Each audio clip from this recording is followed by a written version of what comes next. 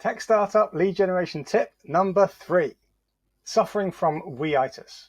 Copywriting Weitus, as I like to call it, is a condition of talking about yourself too much on your website and on your marketing materials.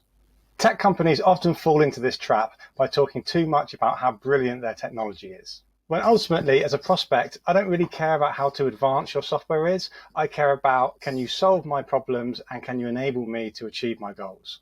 When you talk about yourself and your technology too much, it doesn't engage with the audience. It's a very cold sales pitch. You'll find that the visitor doesn't connect with your brand. Excellent copy can be the differentiator between generating that lead or not. So it's really important that you get it right. Let's look at some examples. Say you've outlined that your customers' core problems are around having a lack of time in their day and a lack of accuracy in their reports. Instead of saying, our software is super fast and delivers pinpoint accurate reports.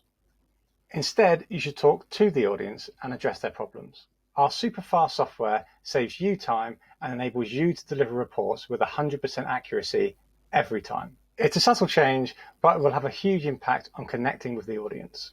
The audience is more likely to have that light bulb moment where they connect with your brand and connect with your technology, so they have a real understanding of how you benefit them.